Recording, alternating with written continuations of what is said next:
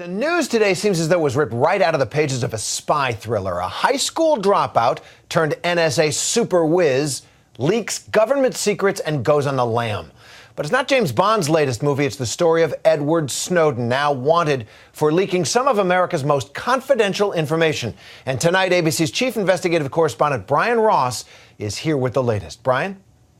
Terry, it's been a month now since Edward Snowden abandoned his country, essentially defected, leaving his job at the NSA in Hawaii, determined to reveal some of this country's most sensitive secrets.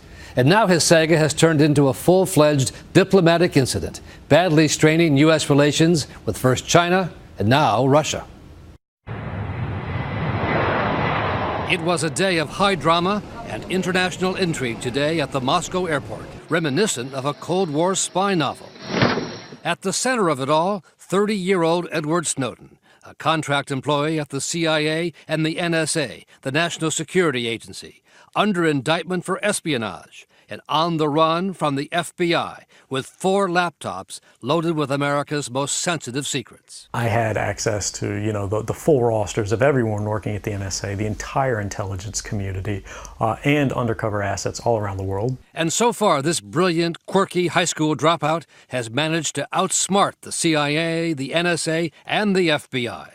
An astounding tale in the eyes of one former CIA spy. I feel like every country's going, hot potato, he's not ours, and he just keeps switching from country to country to country. Emily Branwyn, a one-time improv comedian, was recruited into the CIA's clandestine service as a master of disguise, and then went undercover herself. I think it's crazy that the NSA can track everything, but they can't track Snowden. We're just waiting. It's the most epic game of Marco Polo ever. Snowden had been scheduled to fly out of Moscow to Havana Monday on Flight 150 of the Russian airline Aeroflot. But the 30 journalists who also bought tickets on the flight found Snowden's assigned seat in economy class, 17A, empty as the plane pulled away from the gate. I was thinking maybe whack-a-mole, maybe be appropriate too. I mean, every time he pops up, I think we're about to go, oh, we're going to get him. And then he disappears and he goes somewhere else. And then he pops up again and he disappears. The drama at the Moscow airport was no laughing matter for the United States Secretary of State, John Kerry, outraged that Russia is refusing to arrest the American fugitive. It would be very disappointing if he was willfully allowed to board an airplane as a result, and there would be, without any question, some effect and impact on the relationship and consequences. Tonight, diplomats say Snowden is spending the night somewhere in the Moscow airport.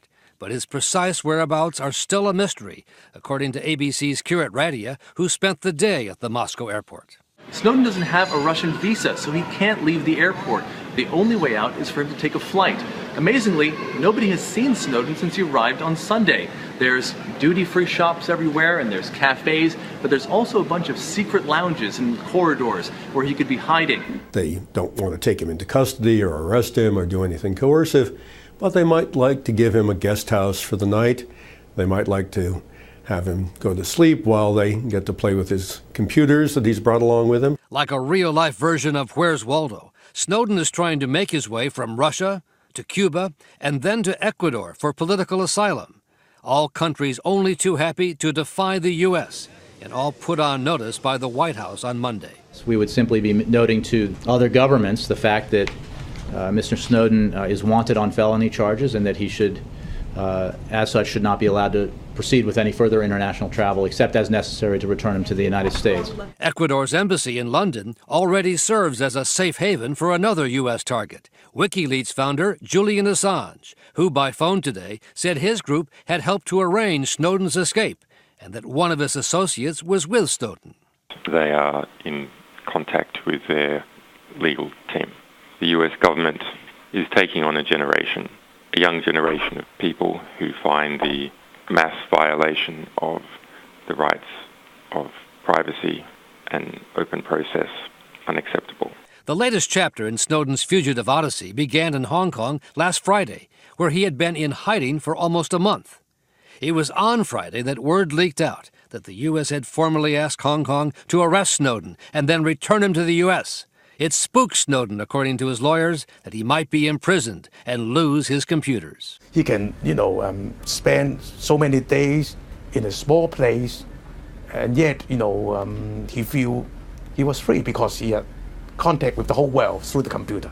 Snowden's lawyer, Albert Ho, told ABC's Gloria Riviera a government intermediary then advised Snowden to leave before it was too late. He was assured that he could leave without interruption, but he was rather concerned whether or not this assurance is reliable, and he would like to seek confirmation.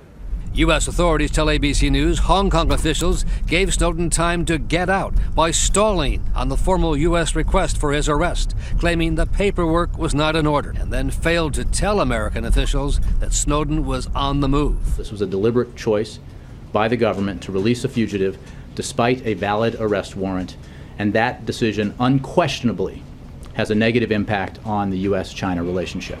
And Snowden was able to make his flight to Moscow from Hong Kong Sunday, even though his passport had been revoked by the U.S. the day before. Hong Kong officials said the passport was not revoked in time by Washington, coming 8 days after the criminal charges were first transmitted, something the White House also denied, including China in the blame. I can say that the Hong Kong authorities were advised of the status of Mr. Snowden's travel documents in plenty of time to have prohibited his travel as appropriate. And I think I did reflect our concern and disappointment in the actions or the failure to act by Hong Kong authorities, as well as the fact that we do not buy the suggestion that China could not have taken action. Ironically, Snowden's countries of choice now, China, Russia, Cuba, and Ecuador, are hardly models of human rights. In fact, Human Rights Watch has called on Ecuador's president, Rafael Correa, to end his assault on free speech, saying he has undercut freedom of the press in Ecuador by subjecting journalists to public denunciation and retaliatory litigation. Snowden's own supporters, including Daniel Ellsberg, defend his use of those countries. He knows very well that most of these countries that he's passing through, and Ecuador itself, have standards of press freedom that we don't want to see in this country, except that we're approaching them, and he's helping us prevent that.